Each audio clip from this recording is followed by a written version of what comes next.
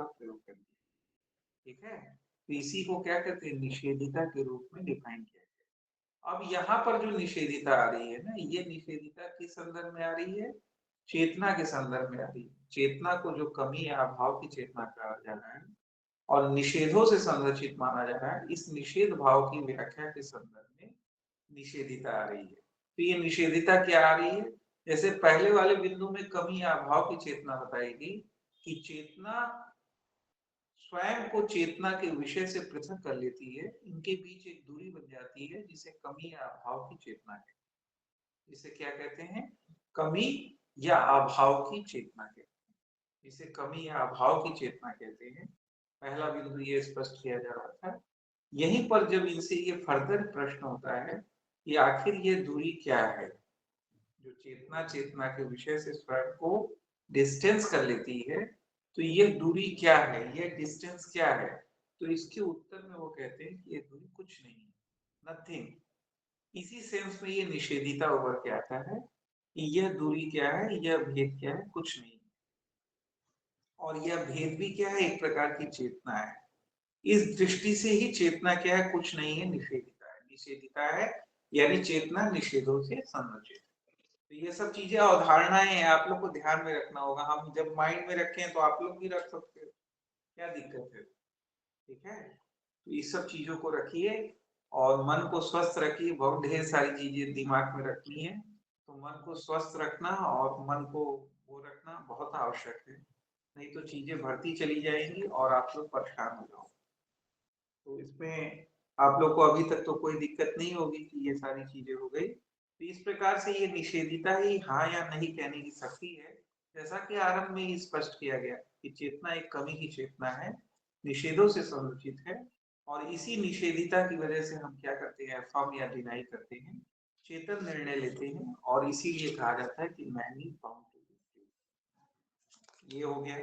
अब तीसरा जो बिंदु है, जो निषेध भाव की व्याख्या में आप लोग की सेकेंडरी पुस्तकों में दिया है और इनके मूल पुस्तकों में भी है, जिसे शून्यता की अनुभूति कहते हैं। तो ये शून्यता की अनुभूति का क्या मतलब है, और यहाँ पर कुछ एक स्टेटमेंट्स आते हैं जो है, वो स्टेटमेंट्स क्या है, जो प्रसिद्ध स्टेटमेंट है। और इसी से संदर्भ में शून्यता की अनुभूति या शून्यता का भाव स्पष्ट होता है। एक बड़ा इंपॉर्टेंट स्टेटमेंट दिया है जीन पॉल सार्त्र ने, कि उन्होंने कहा है कि मैन इज यूजलेस पैशन। मनुष्य क्या है, एक निरर्थक उद्वेग है। यूजलेस पैशन कहा है मनुष्य को। और इस संदर्भ में कहा है, उन्होंने कहा है कि मनुष्य वह होना चाहता है जो वह कभी नहीं हो सकता। इसलिए मनुष्य को उन्होंने यूजलेस पैशन कहा है। आप लोग भी देखते होंगे कि अपने जीवन में भी कभी कभी ऐसा फील होता है, तो यही शून्यता की अनुभूति होती है। नहीं, कभी कभी लगता है कि सब कुछ बेकार है, क्या अनावश्यक ही उठा पटक कर रहे हैं। फील नहीं होता है कि वही सब उठा पटक, वही सब हमारे दादा दादी भी थे, कभी वो भी कर रहे थे, अब है ही नहीं, कोई नहीं है ये, यही सब उठा पटक चल रहा है और यही सब चल रहा है, नहीं होता है। तो ये फील होता है हम लोग कभी कभी। इसको क्या कहते हैं, अस्तित्ववादी चिंतन कहते हैं। तो यहीं पर गीता वगैरह का महत्वपूर्ण हो जाता है, क्योंकि ये अगर इस प्रकार के चिंतन बहुत हावी हो जाएंगे तो आपका जीवन क्या हो जाएगा, डिप्रेस्ड हो जाएगा। आप डिप्रेशन में चले जाओगे, क्योंकि आपको लगेगा कि सब कुछ बेकार है, किसी चीज का कोई महत्व नहीं है, अनावश्यक रूप से हम उधेड़बुन कर रहे हैं, इसका कोई अर्थ नहीं है। इसीलिए पाश्चात्य दर्शन के साथ भारतीय दर्शन, राम बाबू लग रहा है कि इफेक्ट कर गया ये, चलिए कोई बात नहीं, डिस्कनेक्ट हो गया होगा। तो अभी जो हम स्पष्ट कर रहे थे कि ये जो कहा गया कि यूजलेस पैशन है, एक निरर्थक उद्वेग है, तो इसका अभिप्राय क्या है, यह क्यों कहा गया कि मनुष्य एक निरर्थक उद्वेग है, यूजलेस पैशन है। इसलिए कहा जीन पॉल सार्त्र ने, क्योंकि उन्होंने कहा कि मनुष्य वह होना चाहता है जो वह कभी नहीं हो सकता। तो मनुष्य की योजना क्या है, जीन पॉल सार्त्र कहते हैं कि मनुष्य की योजना ईश्वर बनने की है। मनुष्य क्या बनना चाहता है, ईश्वर बनना चाहता है, खुदा बनना चाहता है। मनुष्य एक ऐसी सत्ता का स्वरूप देख रहा होता है, एक ऐसी सत्ता का भाव देख रहा होता है जो एक साथ क्या हो, चेतन और अचेतन दोनों हो, एक साथ being in itself, being for itself दोनों हो, चेतन सत्ता अचेतन सत्ता दोनों हो। लेकिन यह अवधारणा में जो निहित विरोधाभास है वह कभी भी इसको संभव होने नहीं देगा, क्योंकि कोई भी चीज एक साथ चेतन अचेतन नहीं हो सकती। इस अवधारणा में निहित विरोधाभास इसको कभी संभव नहीं होगा। इसलिए मनुष्य एक निरर्थक उद्वेग बना रहेगा और इसकी योजना जो ईश्वर बनने की है वह कभी भी पूर्ण नहीं होगी। ठीक है, तो इसी सेंस में वो कहते हैं, इसी सेंस में वो व्याख्यायित कर रहे होते हैं कि यह जो यूजलेस पैशन होता है, यानी चेतन सत अचेतन सत के विचारों का सम्मिश्रण होता है, यूजलेस पैशन होता है। यही यूजलेस पैशन में शून्यता का भाव प्रकट होता है, जैसा हमने स्पष्ट किया कि आप लोग को भी कभी कभी ऐसा महसूस होने लगता होगा, सभी को ऐसा महसूस होता है। कभी कभी लगता है कि एकदम सब कुछ बेकार है और कुछ भी ऐसा नहीं लगता कि हम क्या कर रहे हैं क्या नहीं कर रहे हैं, इसका कोई अर्थ समझ में नहीं आता। इसीलिए हमें चाहिए कि हम अपने धार्मिक ग्रंथों और बहुत सारी चीजों से आस्था रखें और उन पर विश्वास करके बहुत सारी चीजों का मार्गदर्शन प्राप्त करते रहें। नहीं इस तरह के भाव कभी कभी हावी होने लगते हैं। ठीक है, और एक एग्जाम्पल के रूप में वह स्पष्ट करते हुए कहते हैं कि कभी कभी ये जो शून्यता भाव निरर्थक उद्वेग के रूप में हमारे समक्ष आ रहा होता है, ये कभी कभी अत्यंत प्रबल हो जाता है, जैसे किसी नियर एंड डियर वन का हमारे जीवन से अचानक चला जाना। तो ये शून्यता भाव की अनुभूति, क्योंकि आप महसूस किए होंगे, जैसे मैं अपने माँ के बहुत करीब था, तो जब मेरी माँ नहीं रही कोरोना के बाद, तो काफी दिनों तक जो है, जबकि मैं दर्शन पढ़ा हूँ और बहुत सारी चीजों को मैं जानता हूँ और बहुत सारी चीजों को सब समझने के बाद भी, लेकिन फिर भी मुझे कई दिनों तक शून्यता की अनुभूति होती रही। मुझे सब कुछ निरर्थक महसूस होता रहा। तो ये होता है कि जब कोई नियर एंड डियर वन हमारा चला जाता है, तो हमें ये शून्यता की अनुभूति प्रबल रूप से होने लगती है। तो एक स्पष्ट रूप से दिया हुआ है कि किसी निकटतम की एकाएक मृत्यु जीवन की वास्तविकता की अनुभूति उत्पन्न कर देती है कि हम जितने आपाधापी में लगे रहते हैं सब कुछ ठहर सा जाता है। तो ये आप लोग समझ गए होंगे कि ये सारी चीजें क्या स्पष्ट की जा रही हैं और किस सेंस में स्पष्ट की जाती है। अब एक जो जर्नल सा हमने कहा था कि चेतना और निषेध भाव के स्पष्टीकरण में इन्होंने डेकार्ट के मैं सोचता हूँ इसलिए मैं हूँ की आलोचना की थी, और एक आलोचना हम लोग देख चुके हैं तार्किक भाववादी दर्शन में। तो जब मैं सोचता हूँ इसलिए मैं हूँ, इसको आप लिख रहे होंगे तो इन आलोचनाओं को आप अंडरलाइन कर सकते हैं। तो यहाँ पर इन्होंने स्पष्ट किया है ना कि डेकार्ट जिस चेतना की बात कर रहे हैं यह चेतना वास्तविक चेतना नहीं है। उन्होंने लिखा है अपनी पुस्तकों में कि डेकार्ट जिस चेतना की बात कर रहे हैं, मैं सोचता हूँ इसलिए मैं हूँ, जिस वो चेतन आत्म तत्व की स्थापना कर रहे हैं, यहाँ जिस चेतना कॉन्शसनेस की बात कर रहे हैं वह मूल चेतना नहीं है, बल्कि क्या है, चेतना का विषय है। एक विचार करने वाली चेतना है, चेतना का विषय है, मूल चेतना नहीं है। इसलिए वो स्पष्ट करते हैं कि आखिर मूल चेतना का विषय क्या होगा। तो कहते हैं मूल चेतना क्या होती है, प्राग वैचारिक होती है, यानी प्री रिफ्लेक्सिव होती है। यानी जब किसी चेतना को किसी विषय की चेतना होती है तो उसे इस बात की भी चेतना रहती है कि उसे किसी विषय की चेतना हो रही है, और इसी प्राग वैचारिक स्तर पर मूल चेतना का स्वरूप स्पष्ट होता है। तो जो ये विचार करना होता है, वह विचार करना भी क्या है, वो मूल चेतना नहीं है, बल्कि एक क्या है, चेतना का विषय है। ठीक है, तो इन्होंने इसी रूप में इसकी आलोचना की कि एक प्रकार से यह जो चेतना को स्थापित कर रहे हैं, यह मूल चेतना नहीं है बल्कि विचार करने वाली चेतना है, संशय करने वाली चेतना है। मूल चेतना का विषय तो प्राग वैचारिक प्री रिफ्लेक्सिव होता है, यानी जब किसी चेतना को किसी विषय की चेतना होती है तो उसे इस बात की भी चेतना होती है कि उसे किसी विषय की चेतना हो रही है। अब देखिए किसी को कुछ समझ में नहीं आएगा जैसे, जबकि जब अवधारणा है तो बोलने में हमें कोई तकलीफ नहीं हो रही है कि वो कह रहे होते हैं, मतलब जीन पॉल सार्त्र कह रहे होते हैं, मैं सोचता हूँ इसलिए मैं हूँ की आलोचना में, कि जब मूल चेतना का स्वरूप प्राग वैचारिक होता है, इसका अभिप्राय यह होता है कि चेतना को किसी विषय की चेतना होती है तो उसे इस बात की भी चेतना हो रही होती है कि उसे किसी विषय की चेतना हो रही है।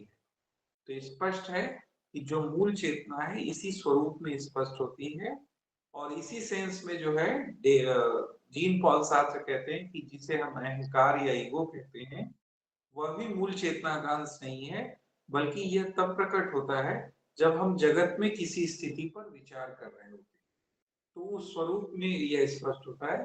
तो ईगो अहंकार को भी वह मूल चेतना के भाग के रूप में, अंश के रूप में स्वीकार नहीं कर रहे होते हैं।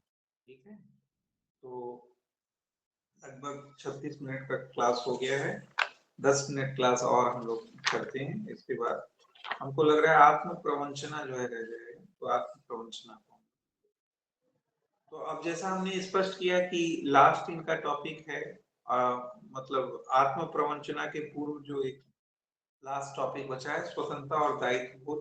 तो आप लोगों को स्पष्ट ही हो गया होगा कि man is bound to be free, मनुष्य स्वतंत्र रहने के लिए अक्षत है, लेकिन मनुष्य की स्वतंत्रता को वह एक सेंस में कहते हैं भार के रूप में, मनुष्य की स्वतंत्रता एक सतत प्रवाह के रूप में भी व्याख्यायित कर रहे होते हैं, लेकिन साथ ही साथ वह इसको एक भार के रूप में भी व्याख्यायित कर रहे होते हैं। भार इस सेंस में होता है कि किसी भी स्वतंत्रता के साथ दायित्व बोध, रेस्पॉन्सिबिलिटी भी क्या होता है, एसोसिएटेड होता है, संबद्ध होता है। तो ये दायित्व बोध क्या करता है, ये दायित्व बोध एक भार बन जाता है, होता नहीं है, आपको अपनी रेस्पॉन्सिबिलिटीज फील नहीं होने लगती है कभी कभी, जैसे माता पिता है उनको बच्चों की रेस्पॉन्सिबिलिटीज नहीं फील होती है। अब तो बहुत सारा चीज हो गया है, लोग शादी विवाह अपने से ही कर ले रहे हैं, लेकिन पहले की स्थिति यह थी कि जब बच्चे बड़े होने लगते थे तो पिता को जो है काफी चिंता होने लगती थी, क्योंकि अब उसे ये सोचना होता था कि किस प्रकार से शादी करेंगे, कैसे ढूंढेंगे, कौन सा अच्छा चीज मिलेगा नहीं मिलेगा, तो बहुत सारी चीजें होने लगती थी। तो ये दायित्व बोध एक भार के रूप में दिखाई देता है हमेशा। तो ये जो स्वतंत्रता है वह उसके साथ अनिवार्य रूप से जो है यह दायित्व बोध भी एसोसिएटेड होता है, जो एक भार के रूप एक होता है। और यह दायित्व बोध कभी कभी, यह जो भार है, यह दायित्व बोध है, कभी कभी क्या होता है, इतना इंटेंस हो जाता है कि मनुष्य जो है, मानवीय अस्तित्व इसको जो है झेल नहीं पाता है, मानवीय अस्तित्व इसके साथ कोप अप नहीं कर पाता है, और इस दायित्व बोध से भागने का प्रयास करता है मानवीय अस्तित्व। तो इस भागने के प्रयास में ही वो क्या कर रहा होता है, वह दो तरीकों से कोशिश कर रहा होता है, या तो इस दायित्व बोध से भागने के चक्कर में वह स्वयं को एक वस्तु के रूप में देखने लगता है, यानी अचेतन सत्ता के रूप में देखने लगता है, जिसको बीइंग इन इटसेल्फ कहते हैं, या फिर वह अन्य की सत्ताओं के इशारों पर स्वयं को छोड़ देता है। दो ही विकल्प है उसके पास, और दोनों ही स्थितियों में वो कहाँ चला जाता है, बैड फेथ में चला जाता है, इसको दुरास्था कहते हैं। ये स्पष्ट हो गया कि अवधारणा एक दूसरे से जुड़ी हुई है, अवधारणा एक दूसरे से जुड़ी हुई है, और सारी चीजें एक दूसरे से संबद्ध है। ठीक है, तो इसमें कुछ भी ऐसा नहीं है जो आप न समझ सको। और फिर इन्होंने अस्तित्व में निहित कुछ वृत्तियों, यानी इस दायित्व बोध के कारण मानवीय अस्तित्व में कुछ डिस्पोजिशन उत्पन्न हो जाते हैं, इन्हीं डिस्पोजिशन से बचने की चाह में जो है वो बैड फेथ की ओर जाता है। एक डिस्पोजिशन को वो कहते हैं, जो आप लोग के सेकेंडरी पुस्तकों में दिया है, जिसे वो कहते हैं गुस्सा या मचलाहट, जिसे अंग्रेजी में शायद नौजिया कहते हैं, NAUSEA, नौजिया।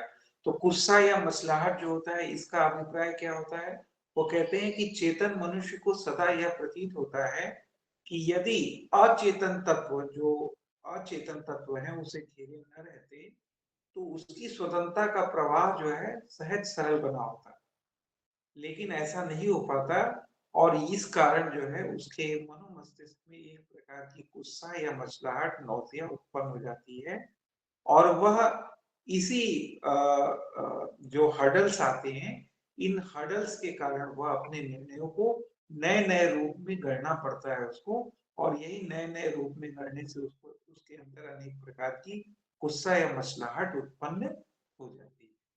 फिर दूसरे प्रकार के डिस्पोजिशंस की चर्चा करते हैं, जिसे वो कहते हैं चिंता या एंजाइटी। ये तो आप लोग कॉमन वर्ड है कि आपको लगता हो इनकी एंजाइटी की दवा चल रही है, चलता है ना, ये आता है वर्ड, इनकी एंजाइटी डिप्रेशन की दवा चल रही है। तो ये जो चिंता है, एंजाइटी है, ये कहाँ से आती है? वो कहते हैं कि मानव को यह अनुभूति है कि उसे जो कुछ भी करना है उसका स्वतंत्र निर्णय की जिम्मेदारी उसके ही ऊपर है।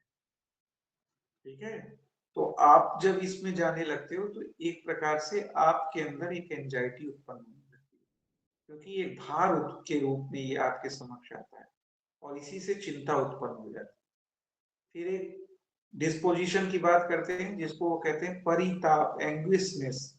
कहते हैं कि यह जो चिंता हो तो रही है हमको, लेकिन स्पष्ट रूप से चिंता का विषय स्पष्ट नहीं हो पाता। कभी कभी आप लोग से नहीं पूछते कि क्यों परेशान हो भाई, क्या तुमको क्या चीज खाई जा रही है, तो आप स्पष्ट ही करने में सक्षम नहीं हो पाते कि आपको क्या चिंता खाई जा रही है।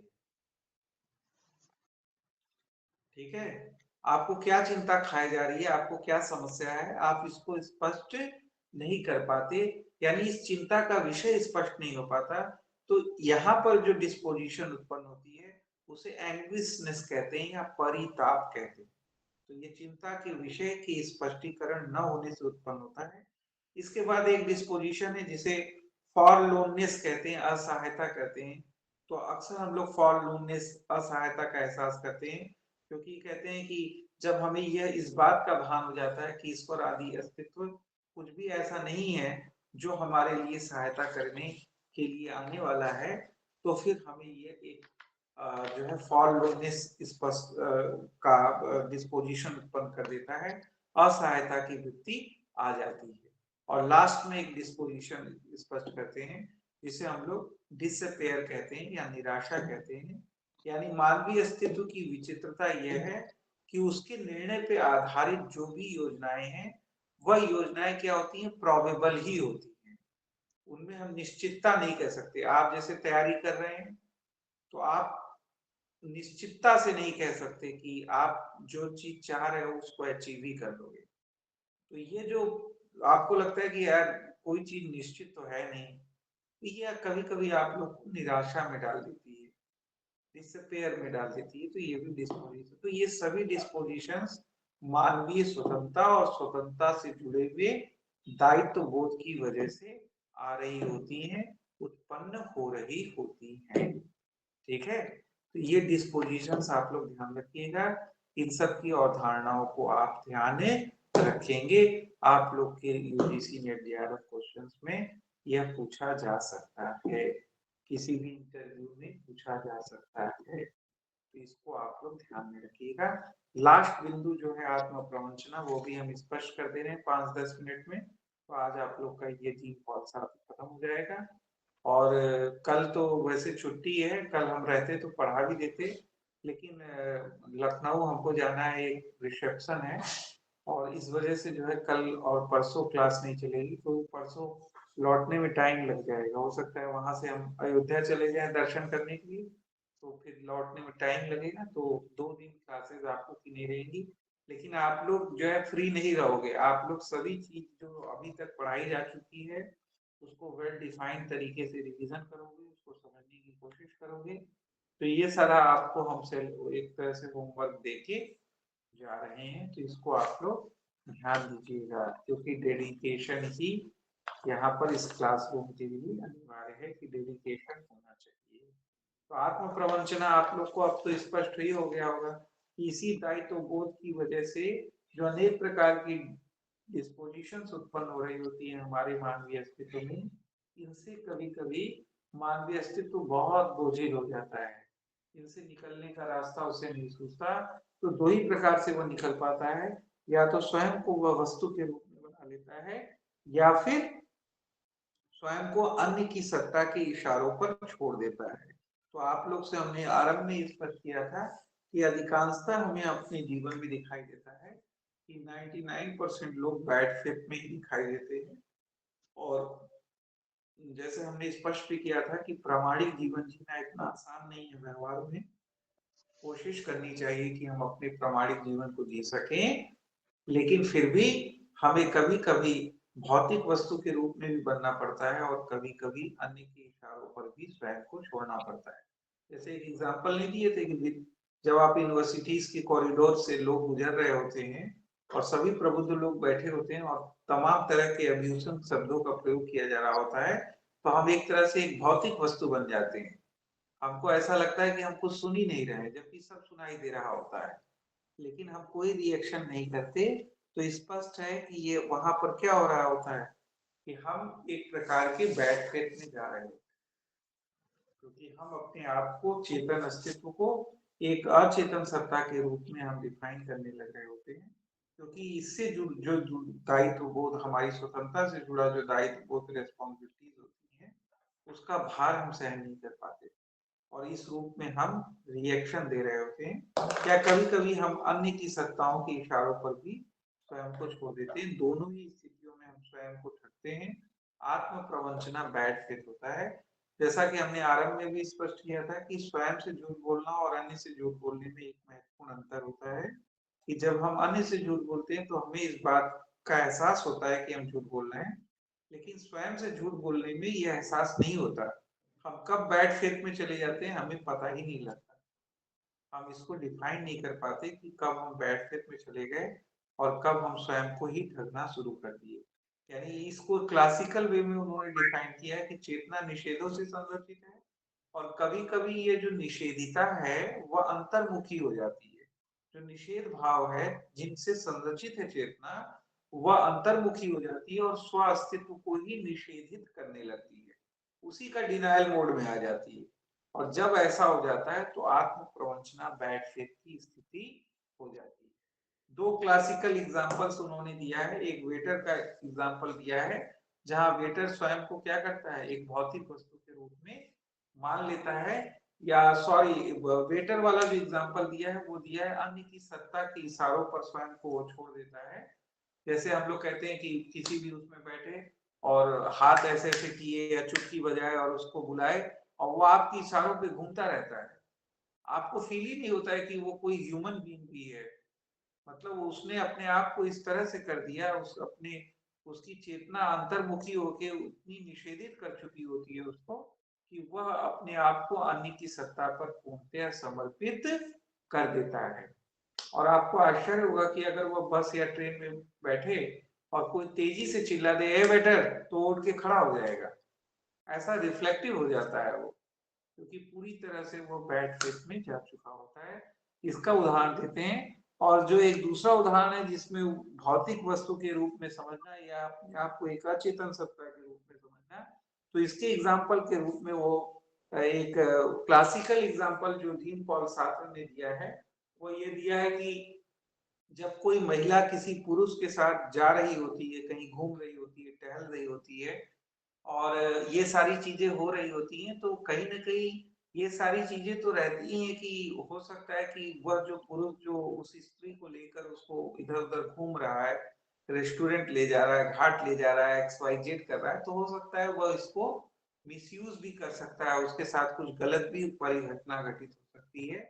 लेकिन जब कोई महिला बैड फेथ में चली जाती है और वह अपने स्व अस्तित्व को भुलावे में डाल देती है, स्वयं को ठगने लगती है, तो एक प्रकार से वो अपने आप को भी क्या है, एक वस्तु के रूप में ट्रीट कर रही होती है। तो उसके सेंस में जब वो वस्तु के रूप में ट्रीट कर रही होती है, तो वो बैड फेथ में चली जाती है और बैड फेथ में फिर बहुत सारी परिघटनाएँ उसके साथ घटित हो सकती हैं। तो वहाँ पर ये जो सारी चीज़ें होती हैं, इसी को उन्होंने, ये क्लासिकल एग्ज़ाम्पल है इसलिए हमने दिया। वैसे अनेक तरह के एग्ज़ाम्पल्स आप देख सकते हो, आपके आस-पास बहुत सारे एग्ज़ाम्पल, लेकिन ये दोनों क्लासिकल एग्ज़ाम्पल हैं जो पुस्तकों में इनके दिए गए हैं। तो वो बताते हैं कि यहाँ पर जो वो महिला है, वह स्वयं को एक वस्तु अचेतन सत्ता के रूप में फील करने लगती है और अपने स्व अस्तित्व, स्वचेतन अस्तित्व को निगेट कर रही होती है, स्वयं को ठग रही होती है, भुलावे में डाल रही होती है। क्योंकि यह स्पष्ट है कि जब वो लेके इधर-उधर घूम रहा होता है, तो इसमें ये संभावना नहीं थी कि कहीं न कहीं इन सारी चीज़ों का मिसयूज़ हो सकता है। लेकिन फिर भी वह सारी चीजों को रिएक्ट नहीं करती है, निगेट नहीं करती है, क्योंकि वह अपने अस्तित्व को ही निषेधित कर चुकी होती है और स्वयं को एक वस्तु या इंस्ट्रूमेंट के रूप में मान लेती है और बैड फेथ में चली जाती है। तो इस प्रकार से यह आप लोग का खत्म हो गया और समाप्त हो गया जीन पॉल सार्त्र। आज का क्लास सार्थक रहा होगा आप लोग के लिए। तो स्वस्थ रहिए, मस्त रहिए, राम बने रहिए।